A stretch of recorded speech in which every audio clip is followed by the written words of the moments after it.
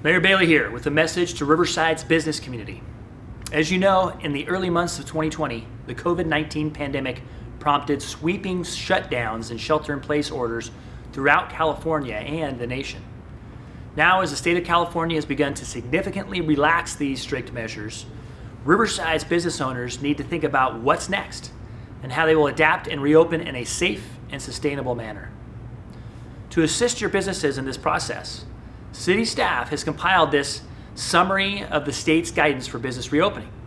In this summary guide, city staff will walk you through the steps your business will need to consider to safely reopen as restrictions are lifted throughout the city. While your exact reopening strategy will depend on your business type, you can use this information as a starting point to help you plan and prepare. So let's reopen Riverside. Hello, this is Nathan Freeman, Senior Project Manager in the Community and Economic Development Department for the City of Riverside. Throughout the city, we know everyone is excited to get back to business. However, all Riverside businesses, regardless of type, must conduct its day-to-day operations in a much different manner than before the COVID-19 crisis. As a business owner, you have a responsibility to your clients, customers, and community to ensure that your company reopens in a safe, smart, and sensible way.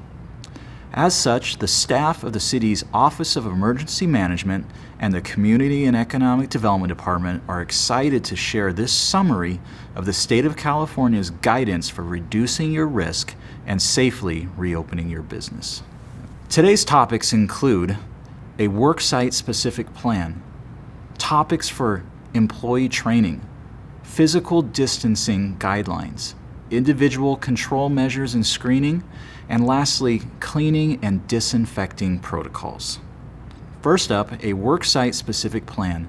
The state is mandating that each reopening business create a worksite specific plan that includes the following: a written COVID-19 prevention plan, a listing of contact information for the local health department, training and communication with employees on the plan, investigate any COVID-19 illness and determine if any work-related factors contributed to risk of infection, and lastly, identification of close contacts within 6 feet or 15 minutes or more of an infected employee and the steps necessary to isolate a COVID-19 positive employee and that individual's close contacts. Topic number 2, employee training and topics as such.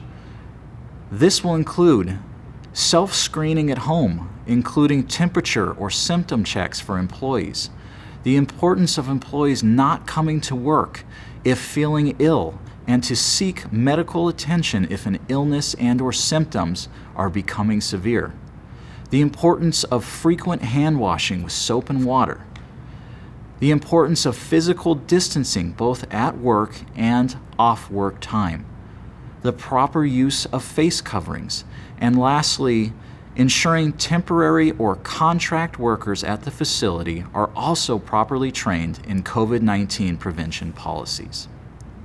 Next up, physical distancing guidelines. These should include the ability to implement measures to ensure physical distancing of at least 6 feet between workers, the ability to adjust on-site meetings to ensure physical distancing and instead implement smaller individual safety meetings at the job site to maintain physical distancing guidelines. Consider offering workers who request modified duties options that minimize their contact with customers and other employees. Examples being managing inventory rather than working as a cashier or managing administrative needs through telework. Utilizing work practices when feasible and necessary to limit the number of workers on the job site at one time. Staggering employee breaks with compliance with wage and hour regulations to maintain physical distancing protocols. And lastly, closing break rooms, using barriers, or increasing distance between tables and chairs to separate workers and discourage congregating during breaks. Lastly, individual control measures and screening.